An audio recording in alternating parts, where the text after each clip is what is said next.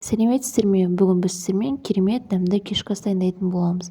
Ол үшін бізге тауықтың сан еті, картоп, тауыққа арналған дәмдеуіш, соевый соус, кетчуп пен майонез, пияз және бұрыш қажет. Ең алдымен тауығымызды жуып тазалап алған соң, оған тұз сеуіп, жақсылап араластырамыз. Келесі кезекте тұздалған етімізге соевый соус қосамыз. Оны қосып, тауығымызға сіңгенше жақсылап араластырамыз. Одан соң тауыққа арналған дәмдеушімізді сеуіп, тағы да араластырып, 5-10 минут уақытқа қалдырамыз.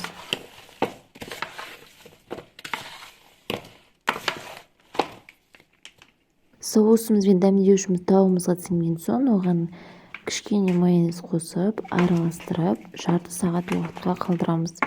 Маринадымыз жақсылап тауығымызға сіңсе, тауығымыз өте жұмсақ әрі дәмді болып шығады.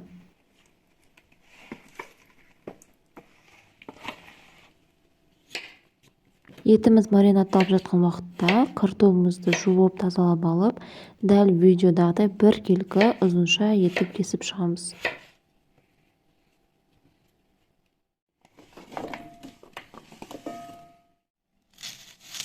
Пиязымызды жуып тазалап алып, осылай домалақ етіп, немесе ортасынан бөліп, жіңішкелеп турап алсаңыздар болады.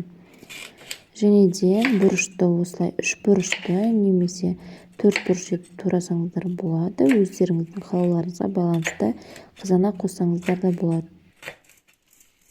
Картопымызға тұз және де дәмдеуіштерді қосамыз.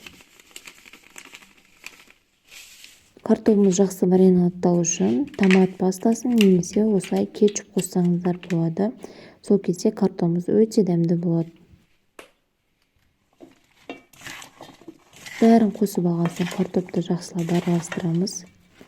Оның үстіне пиязымыз бен бұрышымызды салып, араластырып, 20-25 минуттай уақытқа маринадталуға қоямыз.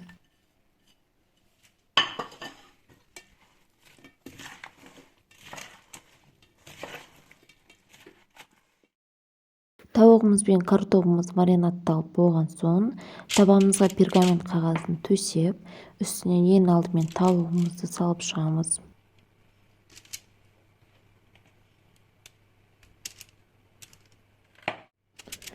Табамызда қалған бос орындарға осылай картопымызды салып шығамыз.